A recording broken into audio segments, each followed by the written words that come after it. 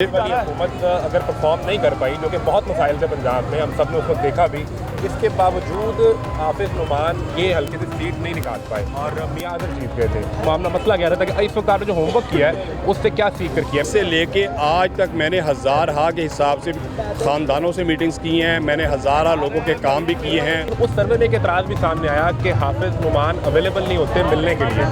तो अल्लाह ताला की मेहरबानी से लीडरशिप ने ये फैसला मेरे हक़ में किया है। बताएं ना किन बुनियादों पर आपके हक़ में फैसला हुआ? ये तो अब आप नवाज शरीफ साहब से पूछें, ये आप शहबाज शरीफ साहब से पूछें, मरियम नवाज से पूछें। PMLN के उम्मीदवार हल्का NA 129 में ज़िमनी इंतखाब के लिए हाफिज मियां नुमान हमारे साथ मौजूद हैं। आप सब बहुत शुक्रिया आपके टाइम का। जी जनाब। क्या सूरत देख रहे हैं, कैंपेन कर रहे हैं लोग, कितना कनेक्ट कर रहे हैं नून लीग से और आपसे?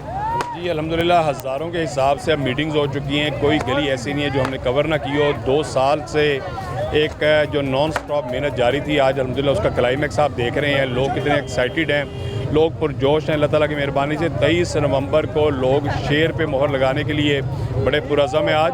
और उसकी बुनियादी वजह यह है कि जो एक डेवलपमेंट के काम हो रहे हैं इस पूरे इलाके के अंदर, जो LDP जो तारीखी डेवलपमेंट पैकेज मरियम नवाज साहब का जो उन्होंने दिया है, उसका बड़ा हिस्सा NA 129 को भी मिला है।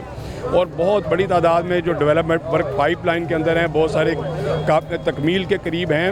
और जो नौजवानों के लिए जो मरियम नवाज़ के प्रोग्राम हैं, वज़ीर आज़म पाकिस्तान की जो स्कीमें चल रही हैं, उसको यूथ जो है हमारी जो जिसको अल्लाह की ज़ात ने बड़ा टैलेंट दिया है, जिसका बड़ा पोटेंशियल है, वो बड़े अप्रिशिएट कर रही है। किसी भी गवर्नमेंट की परफॉर्मेंस का टेस्ट होता है इलेक्शन, कि लोग कितना अच्छा समझते हैं गवर्नमेंट परफॉर्मेंस को।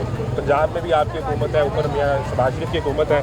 पिछले 8 फरवरी के इलेक्शन से लेकर अब तक जितने मनसूबे आए, क्या लोगों के अंदर वो सोच मौजूद है कि ये सब काम हमारी बेहतरी के लिए हो रहे हैं? कि अब तो आप लोगों से मिल रहे हैं डोर टू डोर जाके? ये बिल्कुल, अगर आप आज अपना इंडिपेंडेंट सर्वे भी करेंगे तो लोग जाहिर है कि अल्लाह ताला की ज़ात ने उनको अकल से नवाजा है, वो कारकर्दगी के मवाज़ने की बुनियाद पर ही बात करते हैं। और पिछले 2018 से लेकर 2024 तक तमाम डेवलपमेंट के काम 0/0 हो गए थे, मैस क्रिएट हो गया था, पाइलअप हो गए थे सारे काम। आज वो सारे काम जो हैं वो 1.25 से 1.5 साल के अरसे में तकरीबन मुकम्मल होने के करीब है। बहुत बड़े बड़े मंसूबे जो हैं वो लाहौर में शुरू हुए हैं। बावजूद 2024 वाला इलेक्शन आप हार गए, आप क्या समझते हैं कि उस इलेक्शन में गलती कहाँ पर हुई? देखिए 2024 के अंदर पहली बात है कि अपना PMLN की प्रॉपर गवर्नमेंट नहीं अभी आई थी, एक इंटरम गवर्नमेंट का एक सेटअप था। अब आप देखें कि इस वक्त लोगों का रुझान बदल चुका है। जो मरियम नवाज़ की इनिशिएटिव्स हैं, माओं के लिए, बहनों के लिए, बेटों के लिए, नौजवानों के लिए जो रोज़गार स्कीमें चल रही है,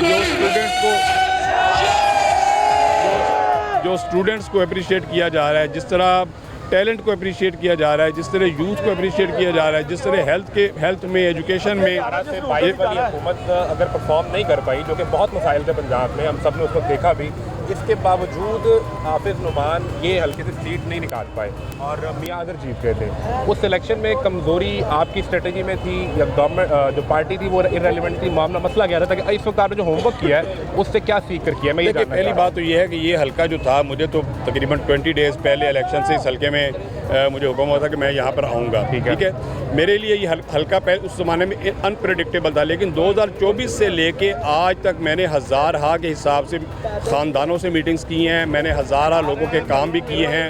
अल्लाह ताला की मेहरबानी से एक घर के अंदर अब पहचान है, एक लोगों के ज़ाती काम, इनफरादी काम भी हुए हैं, इज्तिमाई काम भी हुए हैं। जो एक मैस क्रिएट हुआ था डेवलपमेंट वर्क्स का, सीवरेज के मसाइल थे, वाटर सप्लाई के मसाइल थे, वो रिजॉल्व किए हैं। लेस्को की बिजली की तरसील के मामला थे, हमने सैकड़ों ट्रांसफार्मर यहाँ पर लगाए हैं, इंसुलेटेड वायर्स डलवाई हैं।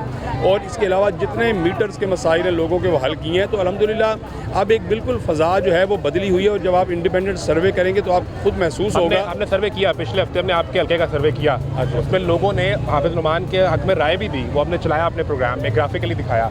लेकिन उस सर्वे में एक एतराज़ भी सामने आया कि हाफिज नुमान अवेलेबल नहीं होते मिलने के लिए। ये भी मेरा ख्याल है कि हमारी अवेलेबिलिटी का लेवल ये है कि जब मैं वज़ीर आला का मुझे कोऑर्डिनेटर बनाया गया था तो मैंने 5 माह में 9000 लोगों से वज़ीर आला हाउस में मुलाकात की। और मेरा मुस्तकिल दफ्तर मुल्तान रोड पे काम कर रहे हैं, 16 घंटे खुलता है। जितनी हमारी अवेलेबिलिटी है उसने अल्हम्दुलिल्लाह तारीख में किसी की नहीं थी। अभी जब इस हल्के की टिकट मिलनी थी उस वक्त ये आपके पोस्टर पे तस्वीर आना मशहूर की, नाम उनका भी आ रहा था कि उन्हें टिकट दिया जाए। ख्वाजा साद रफ़ीक को यहाँ से इलेक्शन लड़ाने की बात हो रही थी, आपके पोस्टर पर साथ वो भी नज़र आते हैं। ये हाफिज नुमान को नवाजा गया है या पार्टी में ख्वाजा साद रफ़ीक, राना मशहूद साथ खड़े हैं? देखिए, पार्टी में पहली बात है कि टिकट के लिए अप्लाई करना तो सबका हक है। ये एक जमहूरी पार्टी है, इसमें बाज़ 25 उम्मीदवार होते हैं जो एक ही पार्टी से। तो एक मिनट बेटा। तो इसमें कोई दो राय नहीं है। जितनी लीडरशिप जिन्होंने अप्लाई किया, मेरे वो सीनियर हैं, मेरे लिए काबिल एहतराम हैं, मेरे लिए इंतहाई मुअज़्ज़ज़ हैं। असल में तो लीडरशिप ने फ़ैसला ये करना होता है कि कौन ज़्यादा सूट करेगा। तो अल्लाह ताला की मेहरबानी से लीडरशिप ने ये फ़ैसला मेरे हक़ में किया है। बताएं ना किन बुनियादों पर आपके हक़ में फैसला हुआ? ये तो अब आप नवाज़ शरीफ साहब से पूछें, ये आप शहबाज शरीफ साहब से पूछें, मरियम नवाज़ से पूछें, मियां हमजा साहब से पूछें। उन्होंने किस लिए, मैं तो ज़ाहिर है कि मैं तो एक वर्कर आदमी हूँ और मैं सबका एहतराम करता हूँ। मेरे सारे बड़े हैं और मेरे लिए सारे बराबर है। अगर उनको टिकट मिल जाती तो मैंने उनके लिए आप उनके साथ इलेक्शन लड़ते? एग्जैक्टली।